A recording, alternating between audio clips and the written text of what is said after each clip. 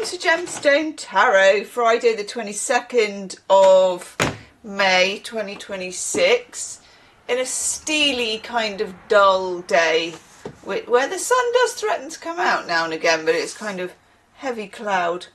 Wouldn't it be great if you were like a very poetic weather woman or weatherman? Do you know what I mean?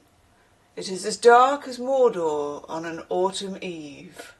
People would love that shit. I might have to start doing that actually. Like doing like maybe I could have like a YouTube weather channel that could have a little bit of astrology and an awful lot of simile. Oof, I think of these things and I can't be asked to do them. Right, we are having a little itchy nose constellation, which is about platonic love. I know. I haven't even got my readers with me, so this is ambitious. Desiring something beyond reach and constructing fantasies are often the essence of love. When these are its only fuel, we speak of a special kind of attachment, platonic love. I thought platonic meant that you weren't doing the do, you know, that you were just good friends or whatever. But in fact, Plato never concerned himself with the kind of unrequited or impossible love that endures as an untainted ideal. He was quite into untainted ideals, though, I thought. How then does the philosopher explain our infatuations? It all begins on the plane of truth beyond our sky. That's plane as in P-L-A-I-N. There, the gods process in perfect circular orbits, followed by an entourage of winged, disembodied souls on chariots pulled by two horses with one ass. The gods proceed in harmony, but the souls evince, what's that mean? Unmistakably human behaviour. Evince, that must mean like play and act out. Should we look up the word? We know we want to. I'm just going to look up the word. This is even better because I'm now doing this without my glasses as well. Oh. Evince. To show, to reveal, to demonstrate. Typically an emotion. Evince. How many of you knew that? I did not know that, but now we have a new word today. Okay. But the souls evince unmistakably human behaviour, attempting to outpace one another, colliding and crashing their chariots. You see, you really can't ride two horses with one arse, even the god's arse. The god's own arse.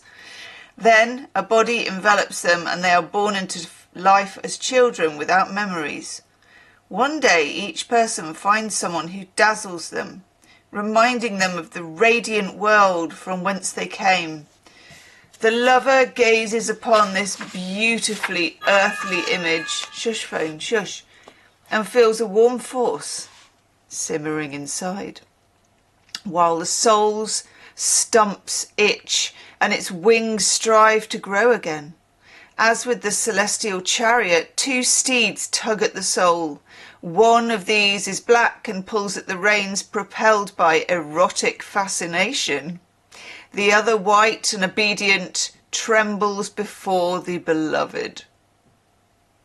The temperament of the two horses accounts for our inner struggle between impulse and shyness, between the urgency of desire and the paralysis of waiting. According to Plato, this delicate equine equilibrium is love. I feel like that is a mic drop moment. I love that. It's not at all what I thought. I'm not going to use that one. I'm going to use this one now. It's not at all what I thought platonic love was. I thought, like when we were at school and you thought you were really, well, we didn't think we were very clever at school because it was a shit school, but you would be like, no, it's not like that. It's just platonic, you know. And you thought you were saying that you were just friends, which of course you never were, but you know what I mean. So, there's like a, sounds to me more like a crush or like limerence. What do you think? I'm using the Scarlet Rose Tarot because it's very erotic. Very erotic, see? I don't know why I'm trying a Welsh accent, but it seems to be coming out that way. I've not had a lot of sleep, to be fair. I was not able to sleep until 3:30. And then at 3:30, I thought, oh yeah, you know when you get that feeling, you're like, yes, I'm drifting off. And then there's this that can only mean one thing, that Valentine has brought in a mousey. It was already dead when she brought it in. For those of you that are softies like me, thank God. I'd rather it that way, because sometimes they're alive and then I have to chase and get the mouse and all sorts, but this one wasn't. I don't even know if she'd just stolen it off someone else and just brought it in a real, look at this mousey. But that was it then, so I was awake. I know, so I'm a little bit zonked. Okay, we have the Two of Pentacles. That is the 2, isn't it? Yes. We've had this for a few days, actually, now and again, the 2. This is where, and it could be to do with your relationships, because, you know, we are kind of looking at platonic love, and we are using Scarlet Rose Tarot. So, but it could be your friendships, it could be your business relationships, or it could be your lover. So this is about changing things up, thinking of things from a different point of view, trying a different way of doing it. If it was in a relationship, it would be like, let's not go to that restaurant tonight. Let's try this. Or let's not stick to this schedule. Let's try that. Sometimes it's interrupting your own schedule. It's interrupting your own mind. It's making you, what's the word? See it fresh. Jupiter in Capricorn. We have 4 in reverse as well, and I'm going to look at those. We have our lovely Queen of Pentacles, and the Queen of Pentacles is the Queen of Velvet Waiting. So this means there will be some irritation and, what's the word when you can't wait? Some of whatever the word is when you can't wait. Impatience, that's it. God, my brain is on a real go slow today. So some impatience, some fractiousness, some like that. You also have your intuition switched off. We have the High Priestess in reverse. When she's in reverse, you can't necessarily rely on her testimony. So in other words, the hunches that you have may not be correct. Okay? We also have the Page of Wands in reverse. Page of Wands is passion, excitement.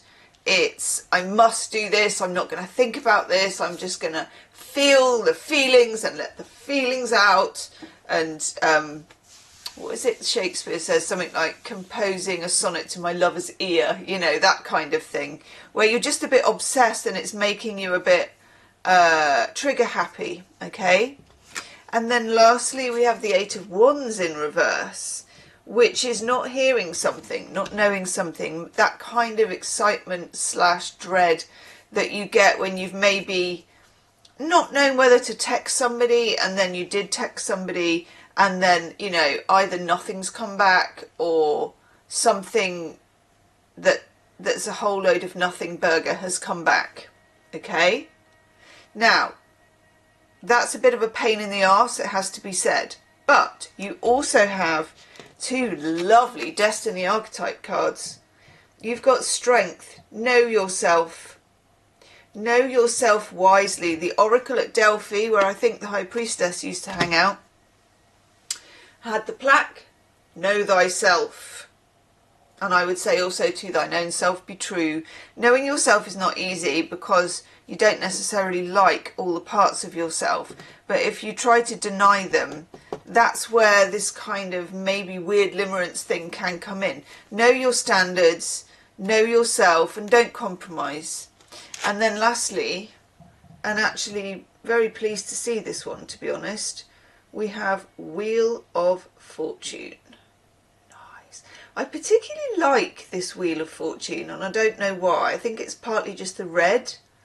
But anyway, you could find that red brings you good luck. I'm getting that as a bit of a weird channeled message. And just that you are in a Wheel of Fortune moment. You don't know whether it's going to be up, you don't know whether it's going to be down. All you have is the anchor of knowing yourself. And I'm also getting the F word, and forgiving yourself. I know, that's a lot, isn't it? Leave me a comment, let me know how it resonates. And if it did resonate, check out the Situation Board Love reading that I did a little while ago, because that's very, very resonant. And I will see you on the next one. Namaste.